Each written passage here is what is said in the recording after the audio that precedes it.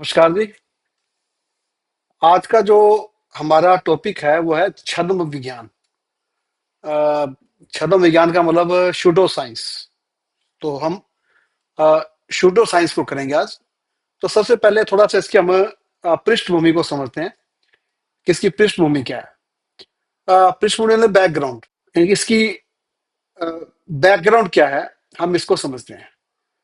Background में क्या है कि जो अभी तक हमने किया चेतना के बारे में और ज्ञान के बारे में, तो जब से मानव होमोसेपियंस के रूप में आया है, यानी जब से मानव बना है, तब से उसके पास लगातार ज्ञान बढ़ता रहा है, लगातार बढ़ता रहा है।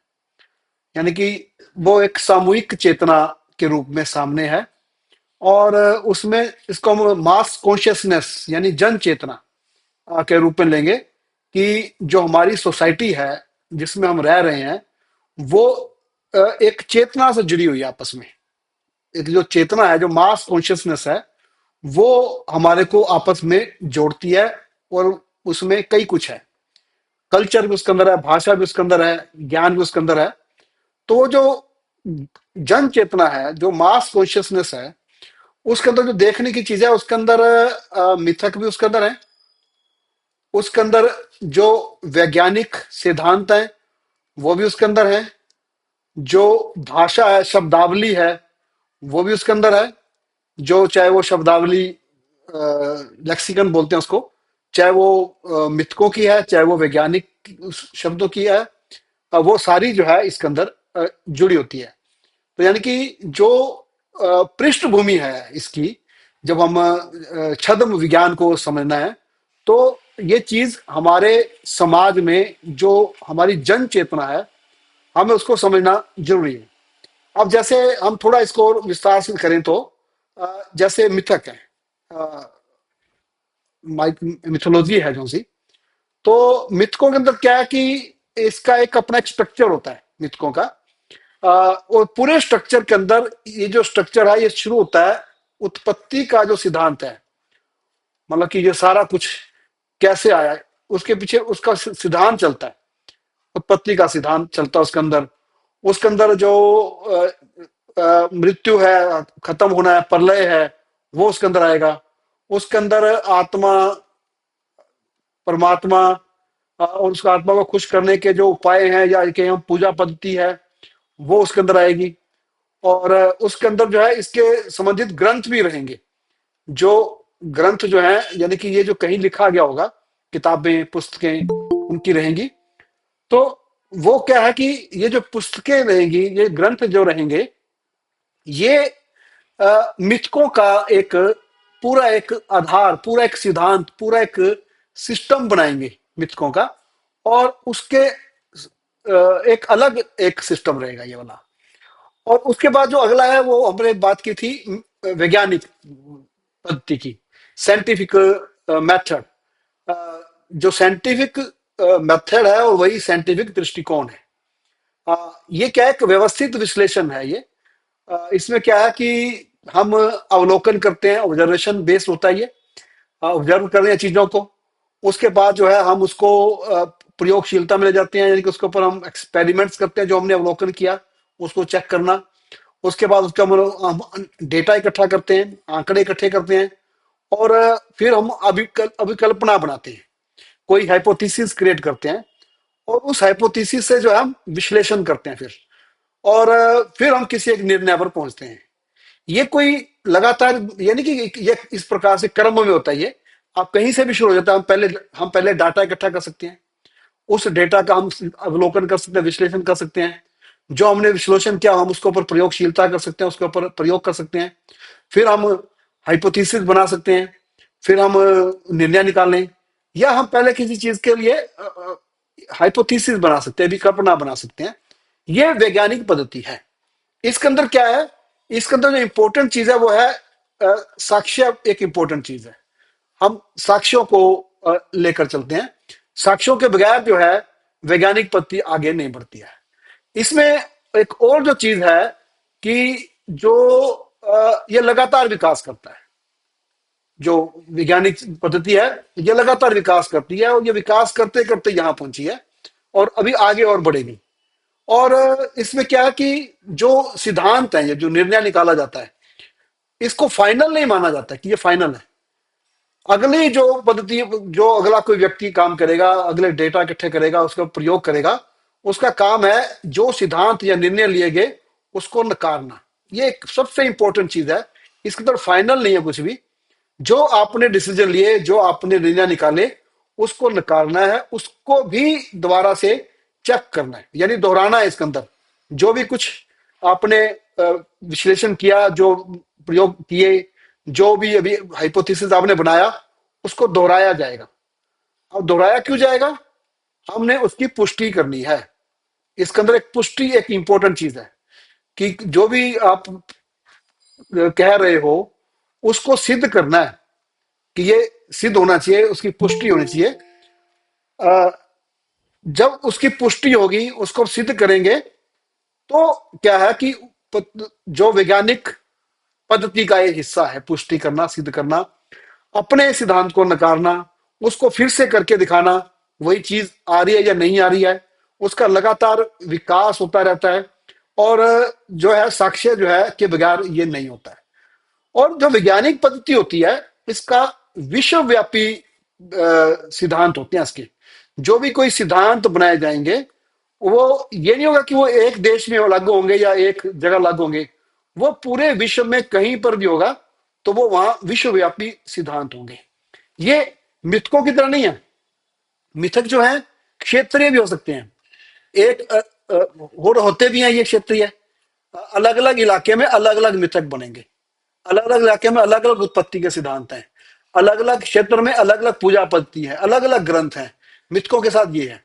लेकिन जो साइंटिफिक विश्लेषण है, जो हम जिसको हम वैज्ञानिक चिंतन बोल रहे हैं, उसके जो सिद्धांत है वो विश्वव्यापी होंगे। अ, जिसको हम अभी आगे करेंगे। यानी कि कोई भी विज्ञान का जो सिद्धांत होगा, जो वैज्ञानिक पद्धति से जो निकला है, यानी कि इस व्यवस्थित एक विश्लेषण के करने के बाद जो भी हमने किया है, जो भी हमने सिद्धांत निकाले हैं, उसकी पुष्टि जो है विश्वव्यापी होती है, पूरे दुनिया में होती है। इसका ऊपर कोई नकारता नहीं है इसको। वैज्ञानिक पद्धति की एक विशेषता है, इसको नकारा नहीं जाता। लेकिन मिथकों के अंदर क्या है कि एक व्यक्ति के मिथक जो है, या एक क्षेत्र के जो मिथक है, दूसरे क्षेत्र के या दूसरे व्यक्ति के या दूसरे समुदाय के मिथकों को शक की दृष्टि से देखते हैं। उसके ऊपर जो है वो उसको ये भी कह सकते हैं ये गलत बोल रहे हैं, ये ठीक नहीं है, हमारे वाला ठीक है। लेकिन यहां ऐसा नहीं है। यहाँ पे जो साक्ष्य आप बोल रहे हैं, जो प्रयोग सिद्ध कर रहा है, जो डेटा इकट्ठा किया गया है, वो क्या है? वो विश्वव्यापी है। उसके ऊपर एक मत है, अलग मत नहीं। हाँ, उसको नकारा जा सकता है। जब उसको नकारा जाएगा, तो क्या होगा? जो चीज नकार के बाद जो नया सिद्धांत आएगा, जो नकारने के बाद जो दूसरा सिद्धांत आएगा, वो जो है वो नया सिद्धांत बन जाएगा।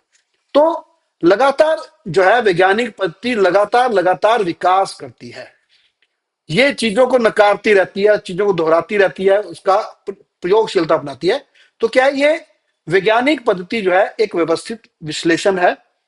ये कुछ समय चाहता है। मतलब कि इसको अगर आपने करना है, तो इसको समय चाहिए। जैसे आंकड़े इकट्ठे करने हैं, तो आंकड़े इकट्ठे कर लिए, आपको स्टैटिक्स की समझ होनी चाहिए, सांख्यिकी की।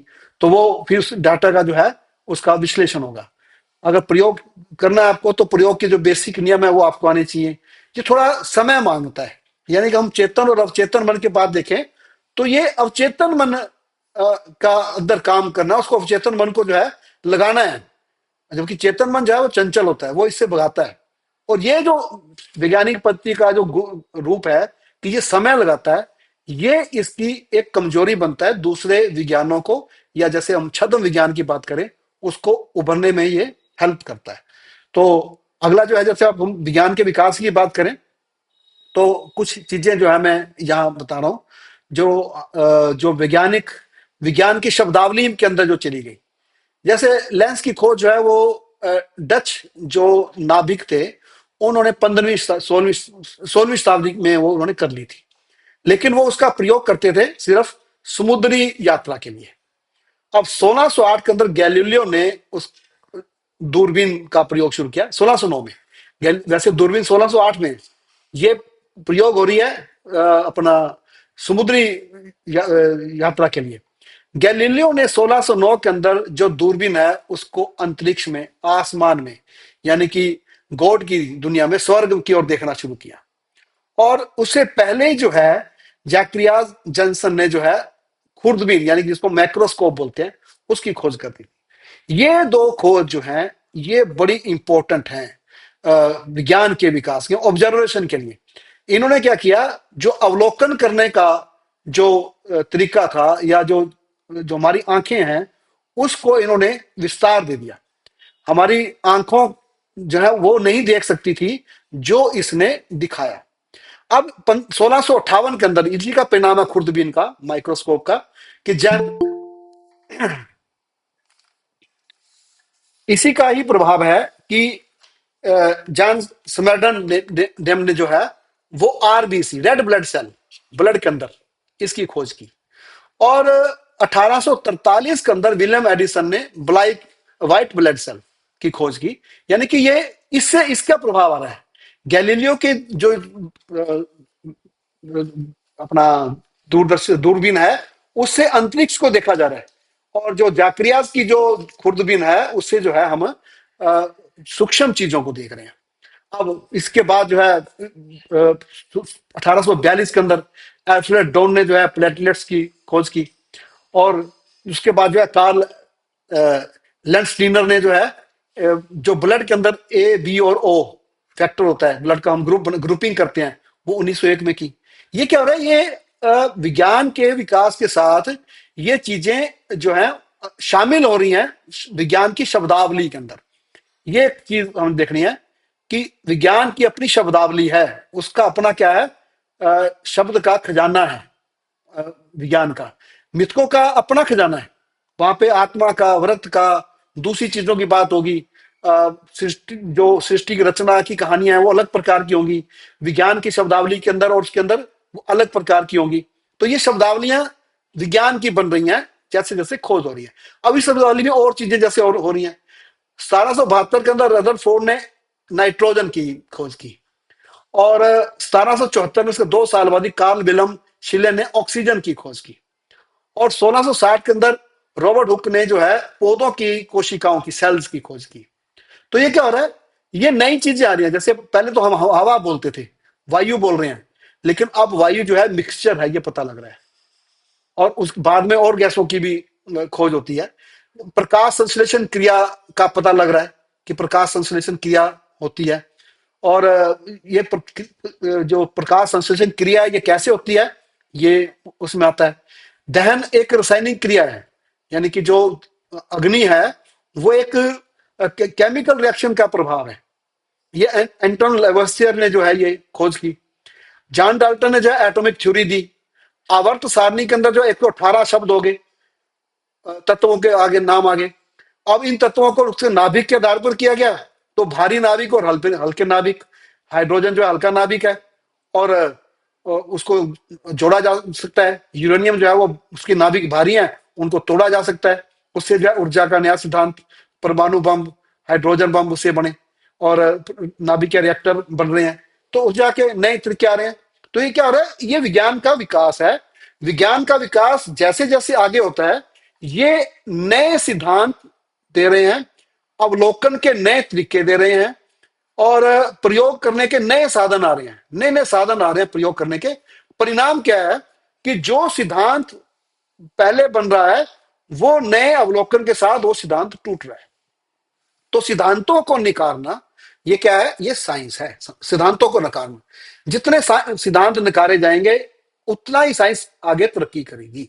सिद्धांत चाहे वो मिथकों का है, चाहे वो सिद्धांत विज्ञान का है, उसको नकारा जाएगा। तो ये विज्ञान का जो है शब्दावली बन रही है।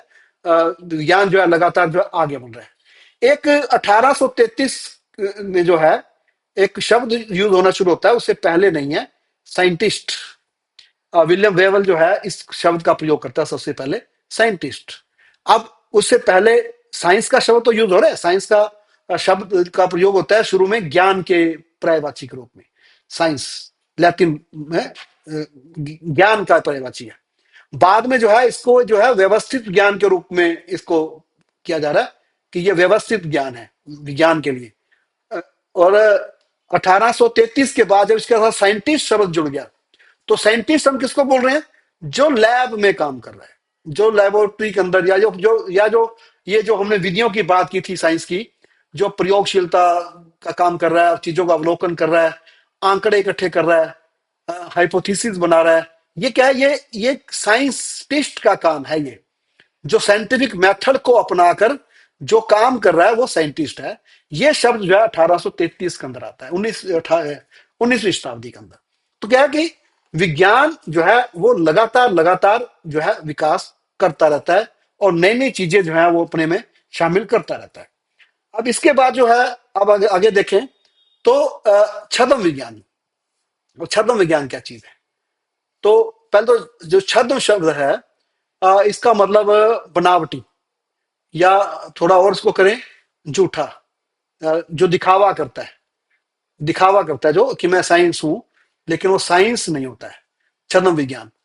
अब ये दिखावा कैसे करता है? पहली बात तो ये कि ये साक्ष्यों के ऊपर निर्भर नहीं करता है। जो विज्ञान की बेसिक चीज है कि जो साक्ष्य है उसके ऊपर निर्भर करना है, ये साक्ष्यों पर निर्भर नहीं करता है। कैसे नहीं करता, अब आगे देखेंगे इसको। और ये विश्लेषण गहरा नहीं करता है, गहरा विश्लेषण करता है। छद्म जो विज्ञान की विशेषता है वो संशय पैदा करना, पिछला जो सिद्धांत है उसको फिर से चेक करना, उसकी पुष्टि के लिए कहना कि इसको पुष्ट करके दिखाओ, उसको सिद्ध करना। ये किसका काम है? ये विज्ञान का काम है। लेकिन छद्म विज्ञान ये नहीं करता। यानी जो भी कोई परीक्षण करने की जो परिकल्पनाएं हैं, हाइपोथेसिस है, या झूठ साबित करने के जो दावे हैं, वो छद्म विज्ञान के अंदर नहीं आते हैं। तो अब छद्म विज्ञान के अंदर क्या आता है? छद्म विज्ञान जो है वो करता है शब्दावली यूज, साइंस की। साइंस की शब्दावली यूज करेगा वो।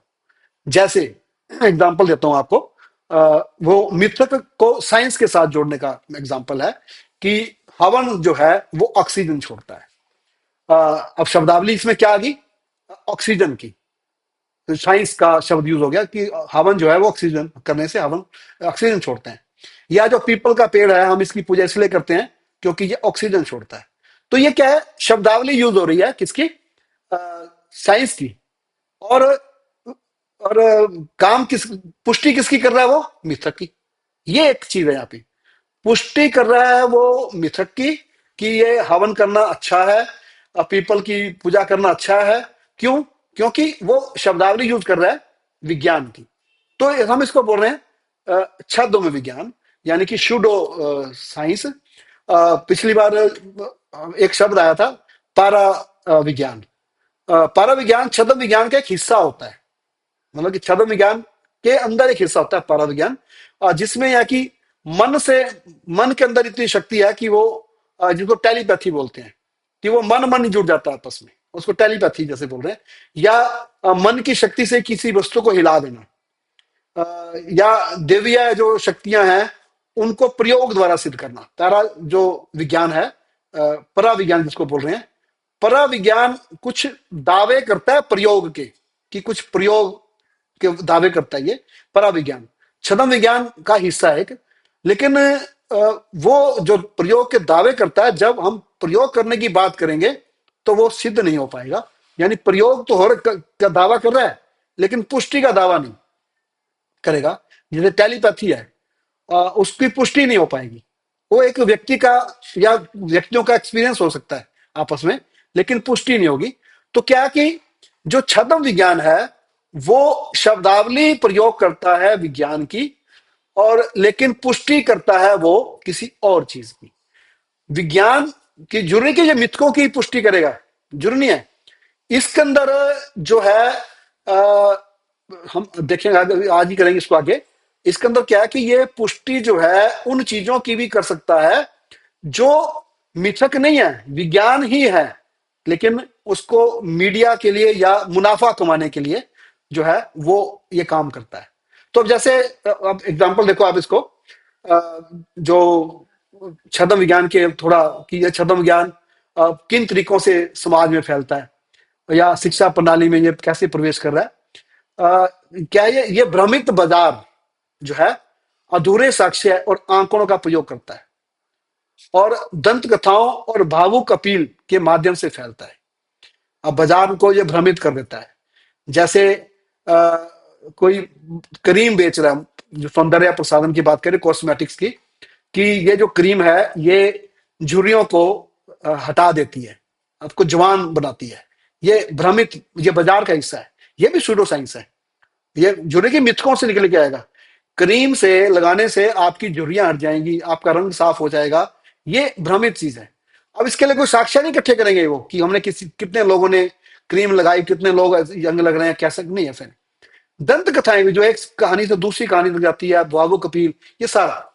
अब इसके अंदर और क्या चीज करते हैं ये, जैसे सोशल मीडिया है। आजकल सोशल मीडिया बड़ा चल रहा है आजकल। सोशल मीडिया द्वारा या खुद ही कोई किताब लिखी, खुद ही मुद्रित कर दी, उसको पब्लिश कर दिया, या सनसनी पैदा करने वाला मीडिया द्वारा प्रसारित जो है कोई खबर प्रसारित की जाती है जो सनसनी की तरह लगती है, तो वो लोगों तक पहुंचती है। और जो भ्रामक मीडिया है और सनसनी कहानियां जो है, ये लोगों का ध्यान आकर्षित करती है और उनका विश्वास भी जीतती है ये चीज जो है। और उसके बाद लोग जो है अपनी जिज्ञासा से या इच्छा को जो है जल्दी पूरा करना चाहते हैं। यानी कोई भी आदमी है, वो ज्यादा समय जो उसके दिमाग की जो एक गुण है चेतन मन का, कि वो जल्दी उसको पूरा करना चाहता है। इसलिए क्या करता है, जो छद्म विज्ञान है उसकी इस भावना का फायदा उठाता है और ये लोगों को आकर्षित करता है, उन लोगों को जो पूर्वाग्रहों और धार्मिक विश्वासों से जुड़े होते हैं। जैसे मैंने अभी एग्जांपल दिया आपको हवन का। हवन से ऑक्सीजन पैदा होती है, ये वही उन्हीं धार्मिक विश्वासों को ये साइंस लगेगी वाला लोग जो इस धार्मिक विश्वास को मानते हैं। अब किसी और धर्म के अंदर अगर हवन नहीं है तो वो इसको नहीं मानेंगे। तो यानी कि ये उन पूर्वाग्रहों और धर्म विश्वासों का फायदा उठाते हैं और अपने विश्वासों की पुष्टि जो है कहां से चाहते हैं, ये छद्म विज्ञान से, कि हवन जो है अच्छी चीज है, पीपल की पूजा करना अच्छा है, सूर्य को हम पानी देते हैं तो उससे आंखें ठीक होती हैं। तो ये कहां से कर रहे हैं, छद्म विज्ञान से कर रहे हैं। अब जो छद्म विज्ञान है ये अक्सर क्या है, सांस्कृतिक और धार्मिक विश्वासों के साथ जुड़ा रहता है और जब उसके ऊपर आप अटैक करोगे तो वो उसके कवच में छिप जाता है कि ये धर्म के ऊपर अटैक है या हमारे धार्मिक विश्वास के ऊपर अटैक है, उसके कवच के ऊपर जो है छिप जाता है। तो ये क्या है, ये छद्म विज्ञान के समाज में और शिक्षा प्रणाली में प्रवेश करने का तरीका है। अब आप और देखो, अब क्योंकि गहरे अध्ययन से ये दूर है और इसमें विचारों का अभाव है, इसलिए जो छद्म विज्ञान के दावे हैं वो आम लोग उसको आसानी से स्वीकार कर लेते हैं। आम लोगों के पास ज्ञान नहीं है। अगर ये कहा जाए कि इस क्रीम से जो है आपकी त्वचा को जो है ऑक्सीजन प्राप्त होगी, तो ऑक्सीजन का जो प्रोसेस है बॉडी के अंदर जाने का, वो इस प्रकार का तो है नहीं, लेकिन आम लोग इसको समझ जाएंगे। अब जैसे फोटोसिंथेसिस है, फोटोसिंथेसिस से जो क्या है कि प्रकाश संश्लेषण क्रिया से जो पौधे हैं, जो उनके पत्ते जो हैं वो भोजन बनाते हैं। तो अगर ये कहेंगे हम पत्तों को खाएंगे तो पेट के अंदर ऑक्सीजन पैदा होगी, पत्ते ऑक्सीजन पैदा करेंगे, तो ये ऑक्सीजन का उस रूप में फायदा नहीं है। ऑक्सीजन तो हमारे को फेफड़ों तक चाहिए और आगे हार्ट में जाएगी वो। तो ये क्या हो रहा है कि जब लोगों को गहरा अध्ययन नहीं है, लोगों के पास विचारों का अभाव है, तो छद्म विज्ञान जो है आसानी से लोग स्वीकार कर लेते हैं इसको। अब एक चीज और होती है कि जो छद्म विज्ञान की जो चीजें हैं वो किसी प्रसिद्ध हस्ती से उसको अनुमोदन करवा दो। कोई फिल्मी एक्टर है या कोई बड़ा खिलाड़ी है, उसको मीडिया या उसको प्रचार के जो उसको पैसे मिलते हैं वो देकर उससे आप उसको अनुमोदन करवा लो। अब उससे क्या है कि उसके प्रशंसक भी उससे प्रभावित होते हैं। बहुत सारी चीजें जो हैं वो इसी प्रकार से बेची जाती हैं। फेयर एंड लवली की जो क्रीम है वो प्रसिद्ध हस्तियों द्वारा उसको अनुमोदित किया गया और वो बेची गई और उसके प्रशंसक भी उसको ले रहे हैं और बाकी लोग भी ले रहे हैं। तो ये आजकल जैसे न्यूट्रिशन की चीजें हैं, न्यूट्रिशन का एक बहुत बड़ा बाजार है आज की डेट में और वो प्रसिद्ध हस्तियों द्वारा उसका अनुमोदन करवा दिया और आम लोग उसको लेते हैं। अब सोशल मीडिया के माध्यम से ये जो सूचनाएं हैं बड़ी तेजी से फैलती हैं। अब यहाँ पे क्या है, जो सोशल मीडिया है वहां पे जो चीजें चल रही है वहां पे कोई जांच की कोई व्यवस्था नहीं है हमारे समय में, कि कोई व्हाट्सएप पे कुछ चल रहा है या कोई फेसबुक पे कुछ चल रहा है उसकी जांच की जाएगी कि वो जांच के दायरे में आएगा, उसके ऊपर कानून है कि आप इसको नहीं कर सकते, ऐसा कुछ नहीं है। वह खूब चल रहा है ये। अब अधूरे साक्ष्य जुटाने हैं, यानी कि वही साक्ष्य उठाने हैं या आंकड़े उठाने हैं जो उसमें सहायक हो, दूसरे छोड़ देने हैं, उनको अनदेखा कर देना है।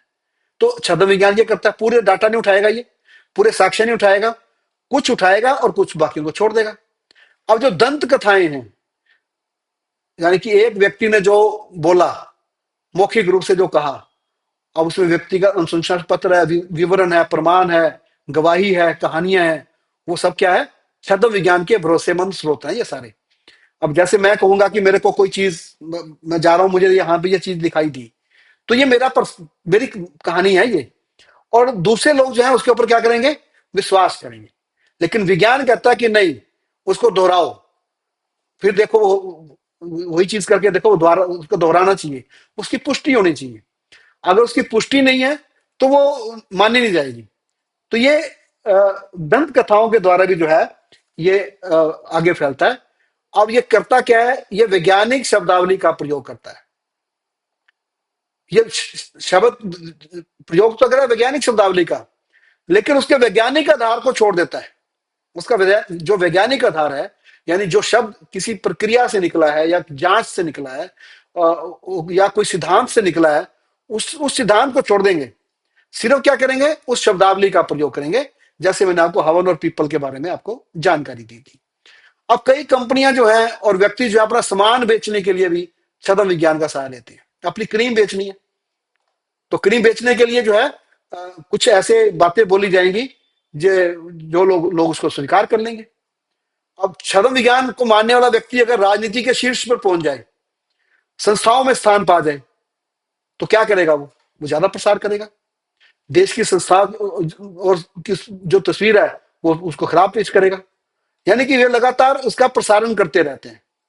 यानी कि अगर मीडिया भी चला गया, कंपनियां भी चलेगी, पैसा भी चला गया, राजनीति के जो शीर्ष पे भी पहुंच गए, संस्थाओं में स्थान पा गए जो छद्म विज्ञान को मान रहे हैं, तो क्या होगा कि छद्म विज्ञान को और तेजी से फैलेगी। सरकार भी कई बार छद्म विज्ञान को फैलने देती है, फैलाती है उसको, और लोकतांत्रिक संस्थाएं भी जो है इस झूठ को फैलाती हैं। अब ये क्या चीज है, यानी कि जो परंपरागत ज्ञान जो है उसका खुल्लम खुल्ला जो है आधुनिक विज्ञान के ऊपर शोर फैलाते हैं, और प्राचीन ग्रंथों को जो है इसके साक्ष्य के रूप में पेश करते हैं। आप कोई भी चीज बोलो, ये तो प्राचीन काल में था, कोई भी चीज आप नए इन्वेंशन करो, ये तो हमारे पास बहुत पहले से था, मतलब प्राचीन ग्रंथों को से साक्ष्य प्रस्तुत करेंगे। अब ये क्या है, छद्म विज्ञान का रूप है। वैज्ञानिक शिक्षा का जो अभाव है समाज के अंदर, जो साइंटिफिक टेम्परामेंट का जो अभाव है, उसका ये लोग फायदा उठाते हैं। जब लोग वैज्ञानिक पद्धतियों के मूल आधार को नहीं समझ पाते, उसके ऊपर टाइम नहीं लगाते वो, तो वो आसानी से इन बातों से प्रभावित हो जाते हैं, मिथकों से और छद्म विज्ञान से वो प्रभावित हो जाते हैं, और यह ज्ञान इकट्ठा करने और विज्ञान के प्रचार प्रसार को जो है ये कमजोर करते हैं। ये जो भी ज्ञान है, जो विज्ञान है, उसको ये कमजोर करेंगे। तो छद्म विज्ञान जो है वो समाज के अंदर बड़ी तेजी से फैला हुआ है, बड़ी तेजी से फैला हुआ है, शिक्षा प्रणाली के अंदर वो है। तो हमारे जो समाज, जिसके हमने सामूहिक चेतना की बात जो शुरू में की थी, तो सामूहिक चेतना के अंदर क्या है, सामूहिक चेतना के अंदर वैज्ञानिक सिद्धांत है, वै, एक मिनट,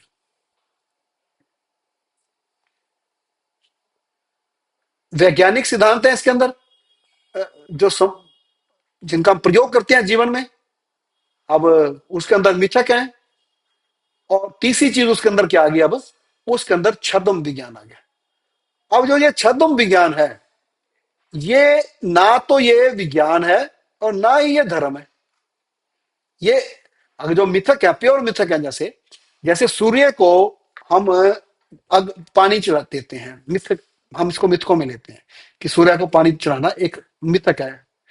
अब उस मिथक की कहानी अलग है, लेकिन छद्म विज्ञान जो है उसकी मिथक की कहानी ना बता के उसको विज्ञान की कहानी के रूप में पेश करेगा छद्म विज्ञान जो है, और वैज्ञानिक सिद्धांतों को जो है वो मिथकों की पुष्टि करते हुए एक नया ज्ञान मानव के पास आ गया। यानी कि ये सिर्फ इंडिया के अंदर है या नहीं, जहां कहीं भी हमारी सभ्यता है दुनिया के अंदर, जहां भी, चाहे वो इंग्लैंड है, चाहे अमेरिका है, चाहे अफ्रीका है, चाहे कोई कंट्री है, वहां पर एक शूडो साइंस जो है, छद्म विज्ञान, बड़ी स्पीड से जो है वो फैला हुआ है समाज के अंदर। यानी जो मानव का जो सामूहिक चेतना है, जो मास कॉन्शियसनेस है, उसके अंदर ये जा चुका है। हम लाभ किसका उठाते हैं? हम लाभ उठाते हैं वैज्ञानिक सिद्धांतों का। जैसे हम ये क्लास लगा रहे हैं, ऑनलाइन क्लास है, ये वैज्ञानिक सिद्धांत पर चल रही है। इसके पीछे कोई वैज्ञानिक फार्मूला है, वैज्ञानिक इन्वेंशन है और इनोवेशन है इसके पीछे, उसे ये चल रहा है काम। और लेकिन इसको जोड़ा किससे जाएगा? इसको मिथकों से जोड़ा जाएगा और छद्म विज्ञान उसे निकाला जाएगा। तो इसको जैसे एक शुरू से ही जो है ये रहा, यानी कि ये आज आया है, शुरू से रहा है। जैसे एक कहानी है कि मैंने लोकायत एक किताब है उसमें पढ़ी थी ये कहानी। जो राजा जनक है उसके पास याज्ञवल्क्य ऋषि जाता है। तो अब ऋषि देखते हैं याज्ञवल्क्य को, राजा देखते हैं याज्ञवल्क्य को कि ये आया, अब ये तो ब्राह्मण है, ये हमारे से पैसे लेगा। या तो वो कहते हैं कि हाँ जी ब्राह्मण याज्ञवल्क्य जी आप आए हो तो अब आप हवन करोगे, यज्ञ करोगे? कहता है जी बिल्कुल करेंगे। तो कहता आप फिर उसके बदले में आप हमारे से दक्षिणा भी लोगे? हाँ कहते लेंगे, दक्षिणा भी लेंगे। तो कहते उससे मुझे क्या? कहते दक्षिणा का लाभ मुझे होगा और यज्ञ का लाभ आपको होगा। तो यानी कि यज्ञ करने का भौतिक लाभ क्या है कि जो पुजारी है उसको तो दक्षिणा मिलेगी, और जो करवाने वाला है उसको जो है मिथ के रूप में क्या मिलेगी? मोक्ष मिलेगा। अब दो चीजें होगी, एक को तो मोक्ष मिल रहा है और एक को भौतिक सुख मिल रहा है। ये शुरू से ही है ये। अब जैसे अब आप आगे देखो, जैसे हम इसको आगे अगली क्लास के अंदर डिटेल में करेंगे। जो छद्म विज्ञान की दुनिया है, यानी ये कहाँ है ये दुनिया? ये हर जगह है, चिकित्सा के अंदर बड़ी ज्यादा है, कॉस्मेटिक्स जो है उसके अंदर है, ज्योतिष के अंदर ये है। और ज्योतिष तो पुरानी चीज है, एंशियंट टाइम से है। जब खगोल एक चीज है, खगोल विज्ञान या खगोल शास्त्र हम इसको बोलते हैं, तो एक तो खगोल विज्ञान है जो हमें तारों की, ग्रहों की अ, जानकारी देता है, उसकी ज्ञान देता है, ये विज्ञान है। लेकिन इसी खगोल विज्ञान के आधार पर क्या बन गया? ज्योतिष बन गया। ये प्राचीन काल से चला रहा है ज्योतिष। अब ग्रह हैं ऊपर, सूर्य है, चंद्रमा है, नक्षत्र है, राशियां हैं जो सूर्य की परिक्रमा कर रही हैं, या पृथ्वी जो है सूर्य की परिक्रमा कर रही है, सारा कुछ हो रहा है। अब ये जो चांद तारे हैं, इनका हमारे जीवन पर फर्क पड़ता है। किस दशा में, किस नक्षत्र में, किस राशि में किसका जन्म हुआ, किस समय हुआ, वो उसके जीवन पर फर्क पड़ेगा। ये क्या है? ये ज्योतिष है। अब ज्योतिष क्या है? ज्योतिष जो है छद्म विज्ञान है। खगोल विज्ञान एक विज्ञान है क्योंकि इसके अंदर वैज्ञानिक पद्धति है, अवलोकन है, इसके अंदर चीजों को देखा जा रहा है, नापा जा रहा है, दूरी देखी जा रही है, ये सारा खगोल विज्ञान के अंदर है। लेकिन खगोल विज्ञान का जो प्रभाव है वो उसका हमारे जीवन पर पड़ रहा है। कैसे? हम उससे चीजों को समझ भी रहे हैं और हम कैलेंडर के रूप में प्रयोग कर रहे हैं उसको। लेकिन ज्योतिष के रूप में जो है वो छद्म विज्ञान का नाम है। सौंदर्य प्रसाधन प्रसाधन में जो है कॉस्मेटिक की जो चीजें हैं, इसको अंदर देखेंगे। चिकित्सा के अंदर एक बहुत बहुत बड़े पैमाने पर फैला हुआ है छद्म विज्ञान जो है। एक आजकल बहुत बड़ी जो चीजें हैं, एक बड़ा शब्द यूज हो रहा है, डिटॉक्स। डिटॉक्स ये चिकित्सा के शब्द है ये। और डिटॉक्स के नाम पर इतनी ज्यादा चीजें बेची जा रही हैं फार्मास्यूटिकल कंपनियों द्वारा। और डिटॉक्स में है क्या बॉडी में और निकल क्या रहा है उसकी कोई जांच नहीं है, कोई प्रक्रिया नहीं है, कोई प्रूफ नहीं है इसके। हम इन तीनों चीजों को जो है चिकित्सा के अंदर किस प्रकार से छद्म विज्ञान या शूडो साइंस काम कर रही है, सौंदर्य प्रसाधन में कैसे ये काम कर रही है, ज्योतिष विज्ञान में कैसे काम कर रही है, हम इसको जो है अपनी नेक्स्ट क्लास के अंदर इसको हम विस्तार से करेंगे। तो आज के लिए जो है इतना ही करेंगे हम। आपका शुक्रिया।